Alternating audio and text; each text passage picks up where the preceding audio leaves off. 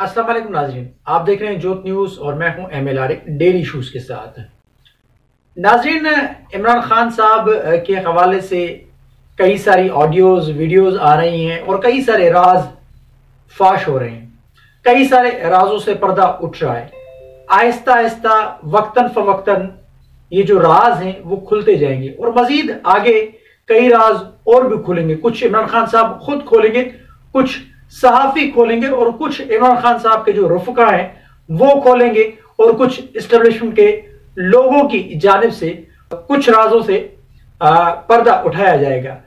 ऐसे ही कुछ कल जो खबरें आई सदर आरिफ अलवी के हवाले से कि आरिफ अलवी ने कुछ राजों से पर्दा उठाया, लेकिन फिर उसके बाद जो रात को हामिद मीर साहब के हवाले से एक खबर आई और हामिद मीर साहब ने एक तकरीब में, लाहौर की एक तकरीब में जो नून लीग की जानिब से एक बुलाया गया था, मेरे ख्याल से कोई किसी की बरसी की मुनासबत से कोई प्रोग्राम था, उसमें हामिद मीर साहब ने कुछ राजों से पर्दा उठाया। आपके सामने रखते हैं कि इमरान खान साहब को लाने वाले कौन थे और इमरान खान साहब को जो हटाया गया वो क्यों हटाया गया, लेकिन इमरान खान साहब फिर भी उनके ऊपर तनकीद कर रहे हैं। तो आपको बताते हैं कि ये राज क्या है और ये राज अफशा जो किए हैं, ये राजों से जो पर्दा उठाया हामिद मीर साहब ने, आपके सामने रखता हूं।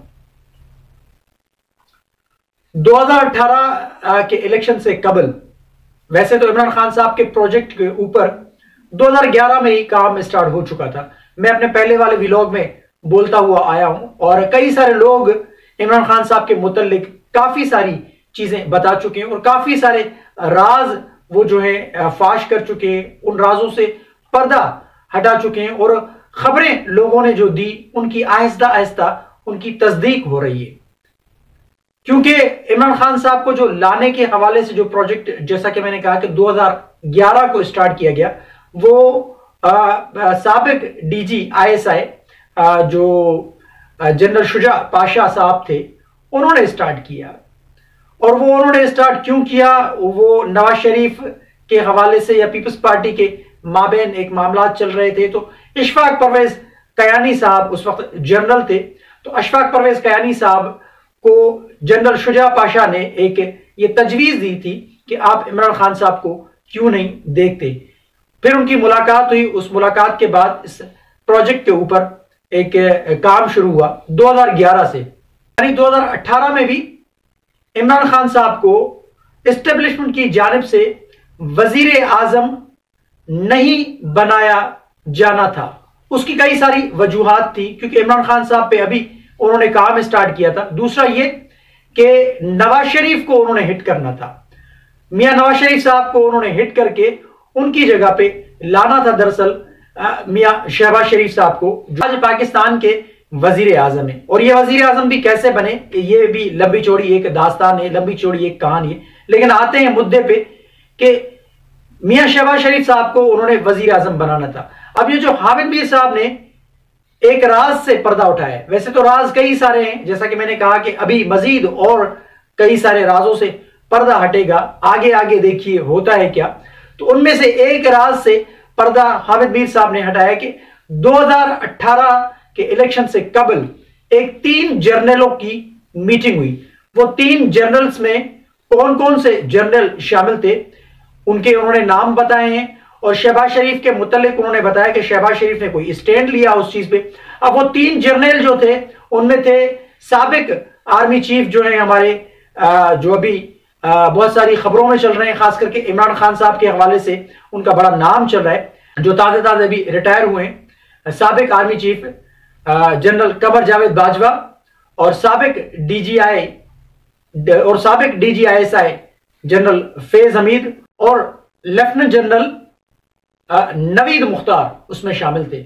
अब इन तीनों ने मीटिंग की। उस मीटिंग में मियां शहबाज शरीफ को उन्होंने बुलाया और मियां शहबाज शरीफ को उन्होंने पेशकश की कि हम आपको वजीर आजम बनाना चाहते हैं, अगर आप वजीर आजम बन जाएं तो उन्होंने कहा जी। तो उन्होंने कहा कि फिर आपका यानी वजीर दाखिला कौन होगा, आपका फॉरेन मिनिस्टर कौन सा होगा। तो उन्होंने कहा जी पार्टी फैसला करेगी, मियां मोहम्मद नवाज शरीफ साहब फैसला करेंगे।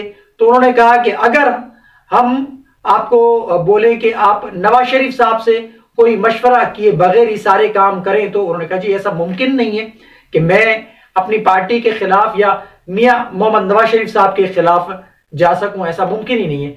मैं आपसे लड़ाई नहीं चाहता, या हम आपसे लड़ाई नहीं चाहते। आपको पता है कि मैं खुले किस्म का आदमी हूं, यानी मुंह पे बोल देता हूं जो बात होती है, और मुझे पता है, और मैं नहीं चाहता, ना ही कोशिश होगी कि PMLN की यानी कोई एस्टेब्लिशमेंट से लड़ाई हो। लेकिन जो भी फैसला होगा वो पार्टी का फैसला होगा, तो इस वजह से मैं आपकी ये ऑफर को कबूल नहीं करता। तो मियां शहबाज शरीफ ने उस वक्त यानी पार्टी को और अपने लीडर जो उनके बड़े भाई हैं मियां नवाज शरीफ साहब, उनको फोकियत दी, उनसे बेवफाई नहीं की। तो उन्होंने एस्टेब्लिशमेंट के उन 3 जर्नलों को उस वक्त जवाब दिया। उसके बाद फिर इमरान खान साहब को ये मजबूरी में लेकर आए, और इमरान खान साहब को लेकर आए। आपको पता है कि किस तरीके से उनको जितवाया गया।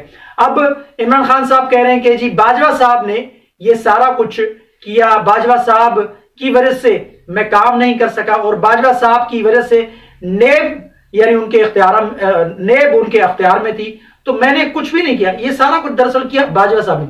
बाजवा साहब ने इनकी हुकूमत बनाई, बाजवा साहब ने इनको जितवाया, और बाजवा साहब ने ही इनको बैकबोन की तरह, जैसे इंसान की बैकबोन होती है उसकी तरह सपोर्ट करके इनको पौने 4 साल तक इनकी हुकूमत चलने दी। और बाजवा साहब ने खुद भी कहा है, बल्कि साबिक वजीर आज़म इमरान खान साहब खुद अपने मुंह बोल चुके हैं कि बाजवा साहब से हमने कौन कौन से फायदे हासिल किए, और बाजवा साहब बहुत बड़े जबरदस्त किस्म के बंदे थे।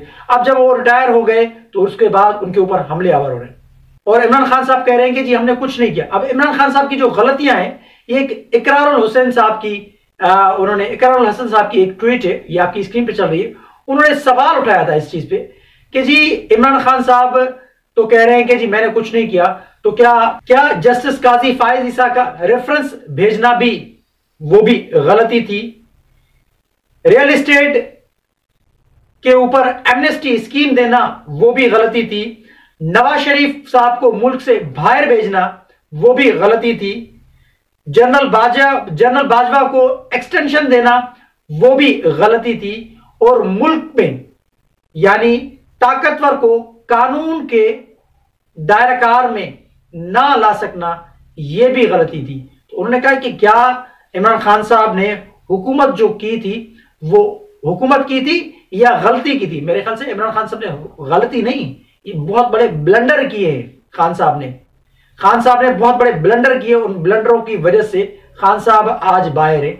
मैंने अपना पहला जो वीलॉग का जो स्टार्ट किया था, मैंने जो अपना पहला जो वीलॉग किया था वो सिर्फ और सिर्फ उसमें यही मेरी सारी बात थी। आप उठा के देख लें मेरा वीलॉग, इसी साल जनवरी का मेरा एक वीलॉग है, उसमें मैंने खान साहब के हवाले से कहा था खान साहब की हुकूमत अगर जाएगी तो उनकी नाअहली की वजह से, उनकी अना की वजह से, उनकी जिद की वजह से इमरान खान साहब की हुकूमत जाएगी, क्योंकि इनके पास कोई पॉलिसी नहीं थी। इन्होंने असद उमर को ये ले आए, फिर असद उमर को हटा दिया, इन्होंने सेक्रेटरीज बदले, इन्होंने 4 वजीर खजाना तब्दील किए, इन्होंने कई सारे सेक्रेटरीज तब्दील किए, लेकिन उसके बावजूद ये हुकूमत नहीं चला पाए, क्योंकि हुकूमत तो फौज की सपोर्ट की वजह से ही चल रही थी, और खास करके बाजवा साहब की सपोर्ट की वजह से चल रही थी। वो जो 3 जर्नल्स का जो नाम आ रहा है, 3 जर्नल्स का जो हामिद मीर साहब ने जिक्र किया है, वो दरअसल कड़ी थी। अगर उस वक्त मियां शहबाज शरीफ साहब मान जाते तो इमरान खान साहब को लॉन्च नहीं किया जाता,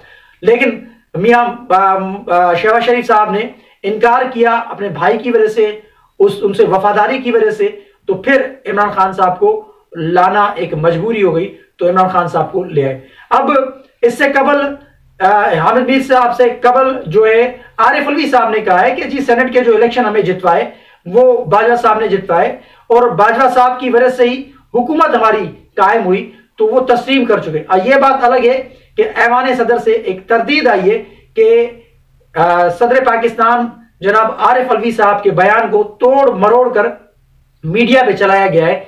उनके कहने का हरगिज ऐसा मतलब नहीं था कि बाजवा साहब ने हमें सपोर्ट किया, लेकिन उनके बयान को तोड़ मरोड़ कर पेश किया गया।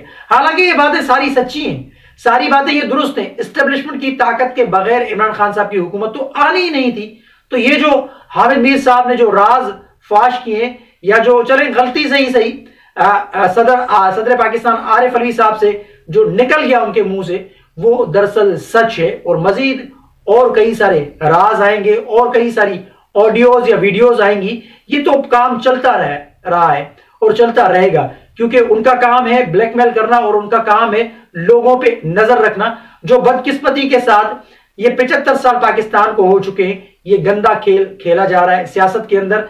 एस्टेब्लिशमेंट का आज भी मैं समझता हूं कि रोल है, और एस्टेब्लिशमेंट का रोल आगे भी रहेगा, मुझे लग रहा है ऐसे ही।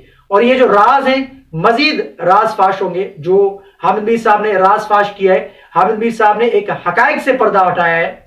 जो हकायक थे वो कौम के सामने हामिद मीर साहब वो लाए हैं। हामिद मीर साहब बहुत बड़े सीनियर सहाफी हैं, उनके पास कई सारे राज हैं, वो आहिस्ता आहिस्ता वो भी राज पब्लिक के सामने ला रहे हैं। लेकिन मजीद लोग भी आप देखिएगा आगे कई सारे राजों से पर्दा हटेगा और आपको लग पता जाएगा कि इमरान खान साहब की असलियत क्या है। इमरान खान साहब को लाने वाले ही दरअसल एस्टेब्लिशमेंट थी, इसमें कोई शक व शुबा नहीं। और इमरान खान साहब को घर भेजने वाले भी ही एस्टेब्लिशमेंट के ही लोग थे, जिन्होंने इमरान खान साहब को तहरीक अदम एतमाद के वसीले वो उन्होंने जो कदम उठाया वो कानूनी कदम था, एक आईनी और जमहूरी कदम था। जो आईन में एक दायरा कार है, उसको इस्तेमाल करते हुए, इन पीडीएम की जमातों को इस्तेमाल करते हुए, पीपल्स पार्टी को इस्तेमाल करते हुए एस्टेब्लिशमेंट ने आईनी तरीके से इमरान खान साहब को घर भेजा। बहरहाल घर भेजने की जो बात है वो एस्टेब्लिशमेंट ने ही इमरान खान साहब को घर भेजा। तो आपके सामने ये सारी चीजें रखने की वजह ये थी कि आप भी समझें कि मुल्क के अंदर क्या हो रहा है। पीडीएम की जो ये जमातें हैं, इनकी जो हुकूमत है, अब इनको भी लाया गया है, इसमें कोई शक व शुबा नहीं है। जाहिर सी बात है, और कोई दूसरा ऑप्शन ही नहीं था। इमरान खान साहब को हटाने के बाद कोई ऑप्शन ही नहीं था। अब अल्लाह अल्लाह करके मुल्क एक आगे बढ़े तो सबके लिए बेहतर होगा, वरना जो मुल्क का हशर नशर हुआ है जिद और अना की वजह से, सियासी चालबाजियों की वजह से, एस्टेब्लिशमेंट और इमरान खान साहब की वजह से, तो ये जो गुज़िश्ता 8 माह से जो नुकसान हुआ है, ये मुल्क इसका मुतहम्मिल नहीं है मजीद नुकसान उठाने का। तो कमेंट सेक्शन में अपनी राय का इजहार जरूर कीजिएगा। तब तक के लिए अल्लाह हाफिज।